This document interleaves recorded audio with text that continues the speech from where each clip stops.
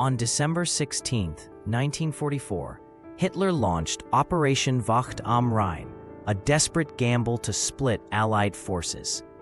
The German 5th and 6th Panzer armies advanced through the snowy Ardennes, catching the Allies by surprise. Their goal: seize Antwerp and force a negotiated peace. The initial assault overwhelmed thinly held U.S. lines, setting the stage for the critical defense of St. Vith. This surprise attack marked the beginning of the Battle of the Bulge, the largest battle fought by the U.S. Army in World War II. The inexperienced U.S. 106th Infantry Division faced the brunt of the German assault near St. Vith. Outnumbered and outgunned, they dug foxholes in frozen ground, attempting to hold their positions. Despite their efforts, the division was soon overwhelmed, with thousands captured at Schneeifel.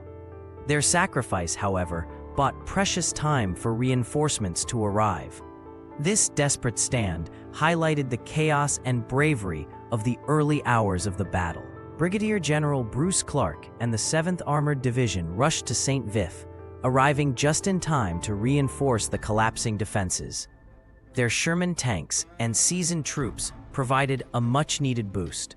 Clark organized a delaying defense using the town's road junctions to disrupt German momentum.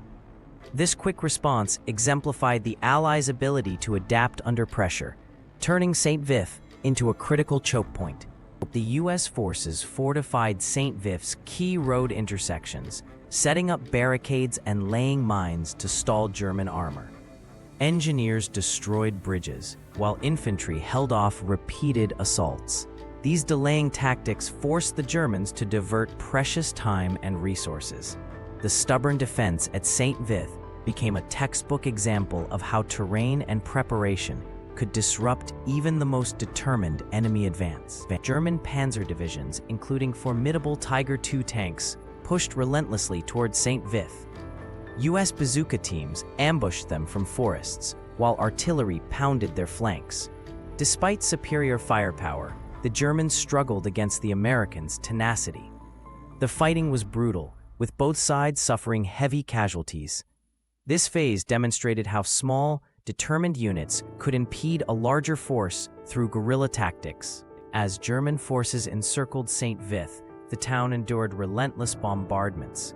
Aerial strikes and artillery reduced buildings to rubble, while medics treated wounded soldiers in cellars. The U.S. defenders, though outnumbered, refused to yield. The siege tested their endurance, with freezing temperatures and dwindling supplies adding to their plight. This brutal phase underscored the human cost of delaying tactics. Facing annihilation, General Matthew Ridgway ordered a tactical withdrawal from St. Vith on December 23rd. The decision was contentious, but necessary to preserve forces for future counterattacks. The retreat was executed under heavy fire, with rearguard units covering the withdrawal. This move, though a retreat, was strategic. It denied the Germans a decisive victory and kept Allied forces intact. The U.S. forces conducted an orderly retreat, harassing German pursuers with ambushes and rearguard actions. Despite the withdrawal, they inflicted heavy losses on the enemy. The delaying actions at St. Vith had already disrupted German timetables, buying critical time for Allied reinforcements. This phase showcased the importance of disciplined retreats in warfare. By late December, German supply lines collapsed under Allied counterattacks and fuel shortages. Abandoned vehicles littered the roads, and starving soldiers scavenged for food. The once powerful offensive ground to a halt.